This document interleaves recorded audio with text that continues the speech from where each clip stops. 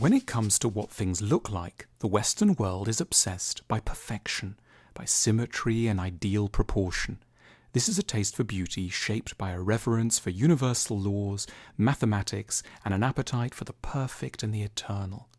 Japanese aesthetics are, however, very different indeed, and the core of the difference is captured in a term for which Western languages have no direct equivalent, a term known as wabi-sabi. Wabi-sabi refers to the beauty of the impermanent, the imperfect, the rustic, and the melancholy. It derives not from a love of invincibility, youth, and flawlessness, but from a respect for what is passing, fragile, slightly broken, and modest. Wabi-sabi believes that things are always more beautiful for bearing the marks of age and individuality. A trickle of glaze or a beautifully repaired crack on a piece of pottery are to be appreciated rather than made invisible. Wabi-sabi's history is intimately linked with Buddhism and its suggestion that wisdom comes from making peace with our transitory, imperfect, and unheroic natures. Kyushu, Japan, 1191. A monk known as Eisei returns to Japan from China with plans to create Japan's first Zen Buddhist temple. Zen presents a challenge to Japan's indigenous religion, Shinto. Zen offers a complex philosophical system which presents nature with its constant cycles of life and imperfect patterns as a focus of meditation and a lens through which to understand our own transience and emptiness. Zen will go on to be the philosophical bedrock of wabi-sabi. 14th century Japan. The meaning of two words, wabi and sabi, begin to evolve and become more positive than they had been. Wabi had originally meant the misery and loneliness of living in nature, away from human consolation, but its meaning now shifts to refer to an almost exquisite, bittersweet melancholy at being on one's own. Sabi, meanwhile, which had originally meant chill, lean, or withered, starts to denote the marks of aging and wear which can enhance an object. It refers to a positive impermanence and the welcome and noble signs of time. The ancient patina of a pot or a crack, beautifully mended, are now called sabi. Kyoto, 1488. Murata Shuko sits down to write a letter to his student Furuichi Choin. This document will come to be known as the Letter of the Heart and will define the ideal way that one should drink tea, the tea ceremony, and lays out the aesthetic of wabi-sabi. The tea ceremony had originated as a way for monks to stay awake in order to practice long periods of Zen meditation. But recently it's been overtaken by the ruling class of warlords or shoguns. They use it as a way of showing off expensive vessels and utensils imported from China. The tea ceremony has become flashy, often in elaborate and gaudy surroundings, and has slipped a long way from its spiritual roots. Now, Shuko redesigns the tea ceremony with the ideals of wabi-sabi in mind. The fashion at the time is to enjoy tea on a balcony while looking at the full moon, but Shuko claims that he has no taste for the full moon. Instead, he urges his student to appreciate the more subtle interplay of shadows on the half of the moon or the partially clouded moon. He also stresses that one should abandon the perfect and lustrous tea drinking cups of the Chinese, which seem to evoke the flawlessness of the full moon, and instead to commission more rustic ware from Japanese artisans who will make little errors in the glaze and let these be a deliberate part of their work. Kyoto, 1582. Sen no Rikyu is summoned to the service of Toyotomi Hideyoshi, a powerful warlord who unites the warring factions of feudal Japan. He commissions Rikyu to create a tea ceremony that can help to foster peace. Along with Shuko, Sen no Rikyu is revered in Japan as the father of the modern tea ceremony and the most perfect practitioner of wabi-sabi. A story that is most often used to illustrate the spirit of wabi-sabi is taken from his life. One day, Rikyu asked a disciple to clean his tea house, and the young boy worked all day to scrub and sweep every inch of the house and garden.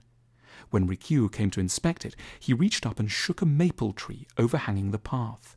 The sprinkling of leaves that fell brought wabi-sabi to the scene. Thus the man-made and the natural, artifice and random chance were united in a perfect expression of beauty and wisdom. Rikyu goes further than Shuko in undermining the high tastes of the shoguns and strips everything non-essential from his tea ceremony. The pots he uses are often directly taken from peasant environments, or are modelled after a particularly rustic roof tile that he spots while walking through a local village. Rikyu also codifies the movements of the tea ceremony, creating the perfectly economical and graceful motions for preparing tea with a minimum of fuss, thereby adding wabi-sabi to the very core of the ritual.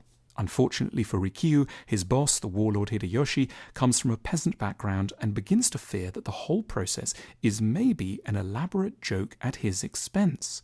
This causes him to order Rikyu to commit harakiri. In an eerie parallel to Socrates' demise, Rikyu holds a final tea ceremony among his closest friends before obediently stabbing himself through the stomach. Today, all the great schools of tea trace their lineage back to Rikyu, and all follow the motions and traditions that he set out. The maker of the humble tile that he so admired was known as raku, and raku pots are still made today and appreciated as the greatest embodiment of wabi-sabi.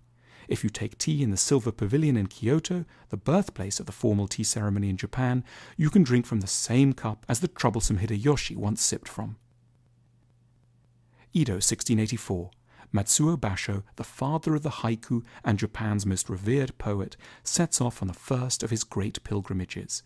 These aimless wanderings will take him to the heart of solitude and nature and help him to capture the spirit of wabi-sabi in words. A depressive with a great talent, Basho takes joy in wandering the dangerous roads around Edo disguised as a beggar. Here he distills the fragile beauty of the sights around him into poetry that tries to spot the eternal through the fleeting moment. We can hear the beautiful desolation in one of his most famous haikus. Solitary now, standing amidst the blossoms, is a cypress tree. Ginza District, Tokyo, 2013. An enormous new outlet of Louis Vuitton opens, built by the Japanese architect Yun Aoki. 45% of all Japanese women are now estimated to own a bag by the French luxury goods firm, featuring Western ideals of shininess, perfection, and symmetry. Wabi-sabi is, like many traditional Japanese ideas, under enormous threat from the consumerist values of the West. Wabi-sabi is at one level an idea that relates to pottery, drinking tea, and the history of Japan. But at another, it's a lesson for all of us, for all times, because the place we really have to come to terms with imperfection, melancholy, and age is in ourselves. Wabi-sabi is a giant marketing effort which urges us to take a second look at what we might otherwise dismiss or treat with disdain. It recognizes that our tastes are not fixed, and that if someone with talent and artistic grace urges us to look more sympathetically at some moss, a slightly wonky teacup, or indeed the wise, wrinkled face of a friend or relative, we will be able to find charm and beauty here too. Our notions of beauty and interest are relative and open to change and improvement. With the ideals of wabi-sabi in mind, we may learn to find greater satisfaction in the humbler moments, in a walk down a slightly crooked path on an overcast autumn day, or in a less than blemish-free house, face, or soul. If you like our films, take a look at our shop, theschooloflife.com/shop. You'll find lots of thoughtful books, games, stationery, and more. Let's say you just had a big row with someone close to you. They behaved terribly, maybe broke something and said something hideous to you. It's so tempting to give up on them and just hate them, but there's another